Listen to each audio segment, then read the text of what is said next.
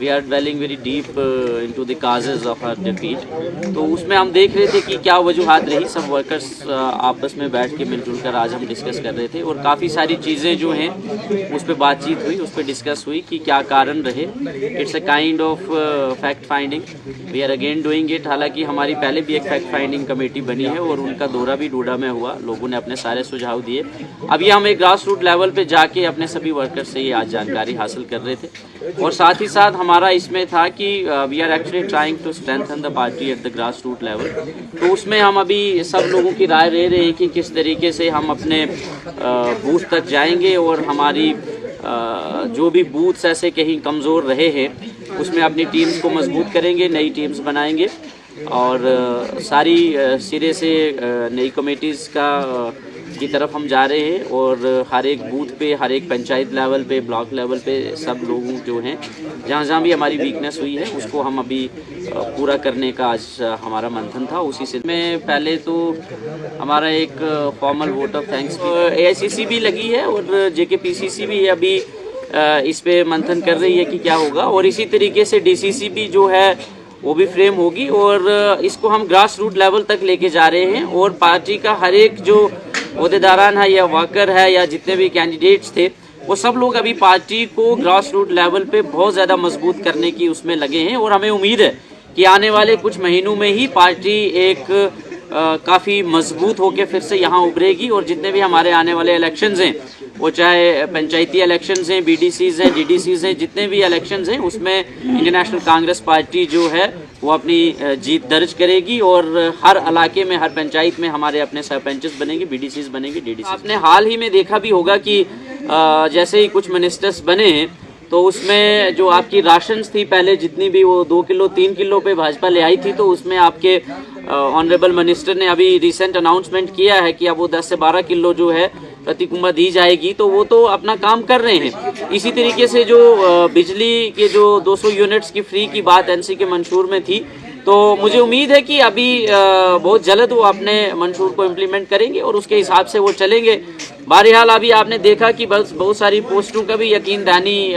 Madam जी ने दिलवाई है हमारी ऑनरेबल मिनिस्टर ने और कुछ पोस्ट भी जो हैं वो रेफ़र करी गई हैं। जैसे आपने +2 लेक्चरर्स की कुछ पोस्ट देखी कि 570-72 के करीब पोस्ट हैं और फिर APs की जो कॉलेजेस में हैं उसका भी उन्होंने अनाउंसमेंट किया है और बाकी आपने जो दूसरे कैडर की पोस्ट हैं वो बहुत जल्दी एडवर्टाइज होने वाली हैं। तो यही एक साइन होता है towards the development when you are providing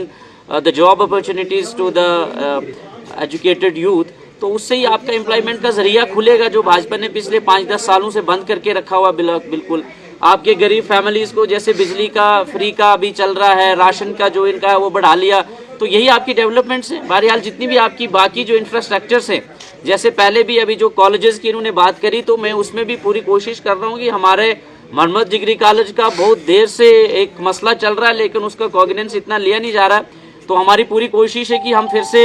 madam से मिलेंगे और इसको गवर्नमेंट डिग्री कॉलेज मरम्मत को भी टेकअप करेंगे। इस तरीके से हमारा असर है क्योंकि हमारे डोडा वेस्ट में तो कोई भी ऐसा अभी फ़िलहाल नहीं है, बट इसकी कोशिश करेंगे कि ऐसे इंस्टीट्यूशंस बने जितने हमारे स्कूल्स हैं जो अभी तक अपग्रेड नहीं हुए हैं उनके अपग्रेडेशन की बात होगी, जो आपके PHCs हैं, जो आपके हेल्थ सेंटर्स हैं उनके अपग्रेडेशंस की बात होगी, न्यू क्रिएशंस की बात होगी। तो ये सारी मसले मसाइल जो हैं ये हम गवर्नमेंट के साथ टेकअप करेंगे, जो भी कंसर्न मिनिस्ट्रीज़ हैं उनमें टेकअप करेंगे और बहरहाल आगे आने वाले समय में लोगों को कुछ खुशहाली के दिन जो है उसकी हम पूरी उम्मीद लेके अभी आगे देखिए। आई डोंट अंडरस्टैंड कि ये जो भाजपा के लेजिस्लेचर्स हैं, I don't know that whether they have read the rule book within the assembly house or not। उनको भी कम से कम रूल बुक पढ़नी चाहिए और वो जो टेबल्स पे जिस तरीके से चढ़ रहे हैं, जिस तरीके का क्योस वो वहाँ कर रहे हैं, I think this is just to befool the people and it's just a camera show, nothing more than that। वो तो एक जस्ट एक ऐसे लगता है कि भाई कैमरे के सामने आप कुछ दिखाना चाहते हैं, but I think that speaker साहब ने उसमें राइट एक्शन लिया है और वो आगे भी लेते रहेंगे। और अपील है ये कि जितने भी लेजिस्लेचर्स हैं इन पर्टिकुलर पार्टीज को कम से कम they should abide by the rules of the, जो भी आपके असेंबली हाउस के रूल्स हैं, they should read them thoroughly and then they should behave accordingly. You know, chaos करने से तो कुछ होगा नहीं असेंबली के अंदर। So if you are just creating a chaos, you are not sent there to create chaos. You are sent there to solve the problems of the people of the mass, आप उसके लिए भेजे हैं। आप वहां जाके भंगड़बाजी करेंगे, उल्टबाजी करेंगे, उससे क्या होगा? आपको भेजा है लोगों के मसाइल का हल करने वहां, तो बेटर है आप उस पर अगर कंसंट्रेट करें तो वो ज्यादा बेटर है। वो तो डोडा वेस्ट के कॉन्स्टिट्यूंसी के लोगों को यही मैसेज है कि वो अपने अमन के साथ रहें, पीस बनाए रखें, अपने भाईचारे को खराब ना होने दें, क्योंकि आपने देखा कि इलेक्शंस के बाद भी बहुत सारे कुछ इनके लोग हैं जो हमारे पीस को डिस्टर्ब करते हैं, जो हमारी यूनिटी को डिस्टर्ब करते हैं, जो हमारी इंटीग्रिटी को डिस्टर्ब करते हैं। तो इन सबको मेरा मैसेज रहता है कि आप सब लोग हमेशा एक पीस बनाए रखें, एक अमन बनाए रखें और मिलजुल के यकजहती के साथ आगे बढ़ें, और जो भी आपके मसाइल हैं उनको भी एक दायरे के अंदर आप कहीं प्रोजेक्ट करें, ना कि किसी किस्म की कोई गुंडागर्दी या ना तो किसी किस्म की कोई रंजिशें या कोई इंतकाम की ऐसी बातें ना हों। यही मेरा सभी अपनी आवाम को मैसेज है कि आप शांतिपूर्व अपने मसलों मसाइल्स को हाईलाइट करते